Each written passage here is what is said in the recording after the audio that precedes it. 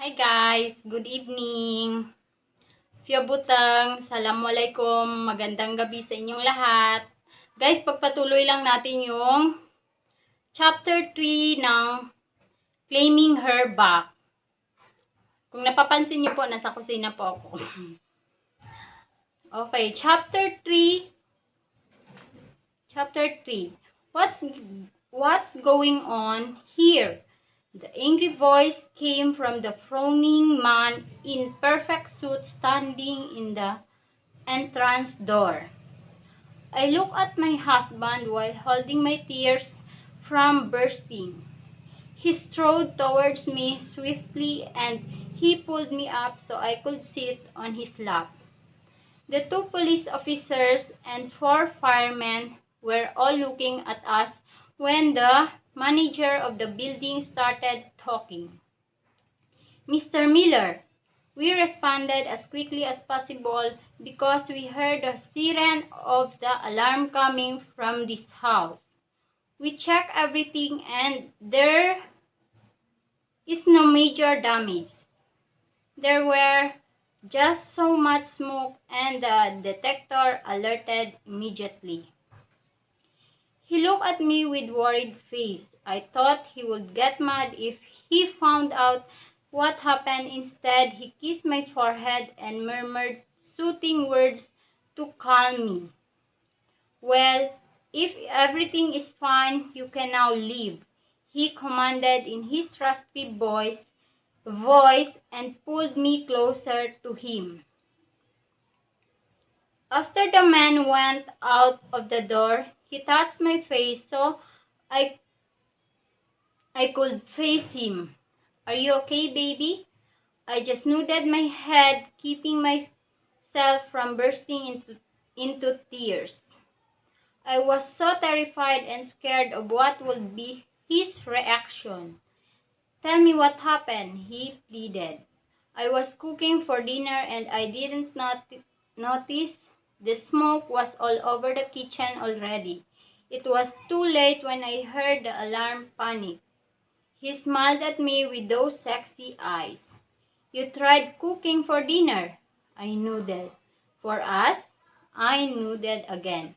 I guess Mr. Kitchen and my sexy wife are not friends, he added while I smiled with embarrassment. I hid my face in the crook of his neck. He scooped me up by his arms and we headed our way to the kitchen. He let me sit on the chair and kiss my lips before searching the apron. He unbuttoned his suit and he was top naked. I licked my lips upon seeing his bulging muscles. He wore the pink apron and I swore he was made to be the hottest and sexiest husband of all. He cooked dinner while I was just sitting there. He glanced at me and I feel so flattered of seeing my husband cooking for me. After dinner, I expect my dessert. He said while looking at me with his pupils dilated.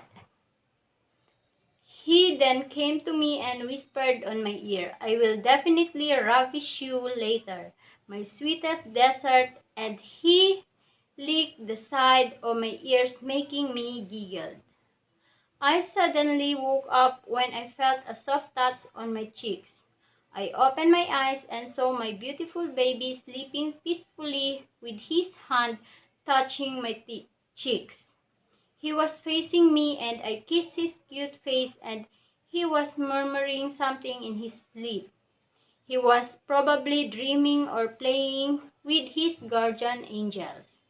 I always loved to sleep with my baby beside me on the bed. I didn't like putting him on the crib or placing him in another room. I even bought the super soft bed sheet so he would sleep comfortably. My bed could be occupied by 4 people. I intended to have a large bed so my baby had enough space when he would turn and flip in his sleep. I remembered my last night's dream. It seemed so real again. I had memories that had been invading my dreams like most of the nights. I got up from the bed carefully, not waking up my sleeping baby, and I put pillows around him. I looked at the clock and it was still 5:30 a.m. Sunday. I had no plans on hitting the pillow again, so I went to the kitchen to make coffee for myself. I turned on the television, and after several commercial breaks, there came a bus break about Miss Universe. It was report about the preparation for the pageant that will be aired live on television today at 12 p.m. Then there were some videos of him, pictures taken with the candidates. He looked so devastatingly handsome as ever in his expensive suit. There were even females who were publicly flirting with him. Men are always men, I thought to myself. I heard a loud cry from the bedroom. I almost jumped in hurry, and there I saw my baby on his chest crying and looking so adorably helpless. Oh, not a morning baby. I scooped him up, and he was calm now while I cuddled him to my chest. I kissed his nose and he giggled. Good morning. Are you hungry now? He must have understood what I was saying because he touched my breast, indicating that he wanted his milk now. I fed him right away and he looked so radiantly full now. I put him on the crib in the living room so I could do my course. I switched the channel to Cartoons Network and he seems to be very excited to watch. He murmured baby words and even shouted and giggled. I was laughing looking at my adorable baby. Time flew so fast that I didn't notice it was almost lunchtime. I cooked the easiest food I could think of. I made a fruit salad shake for my baby. My baby looked so bored now.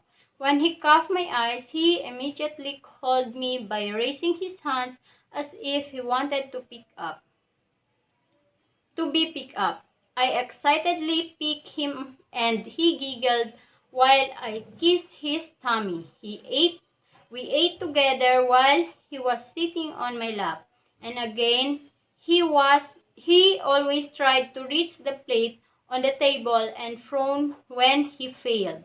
After putting the dishes on the sink, we headed back to the living room so we could cuddle while putting him to his afternoon nap.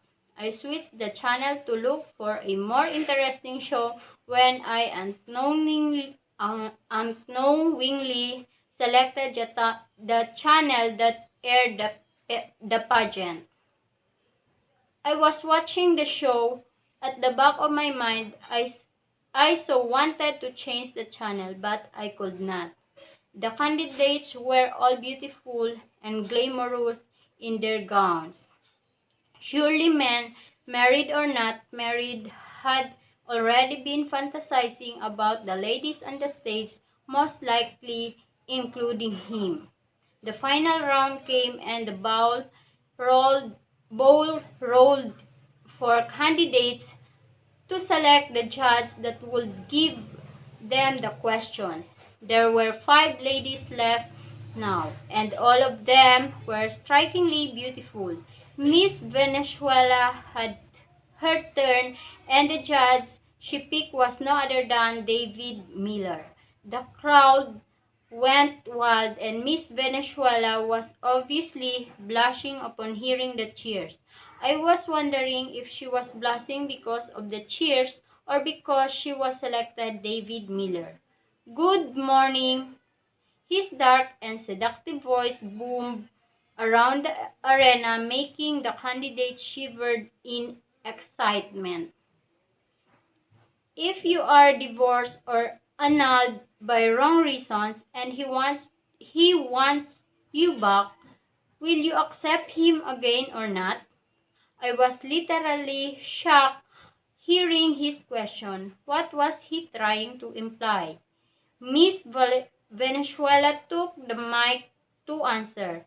I will probably accept him back, but he was to know that things can never and will never be the same again. So guys, natapos po natin yung ating chapter 3. Abang-abang naman po tayo sa chapter 4. So, ngayon, subscribe lang po kayo sa ating channel kung nagustuhan niyo po ang ating mga nabasa, narinig. Tsaka maganda pa po ang masusunod na mga mangyayari. Pasensya na po sa mga late upload natin sa mga susunod na videos. Try ko pong mag-upload everyday ng mga videos, tsaka yung mga iba po.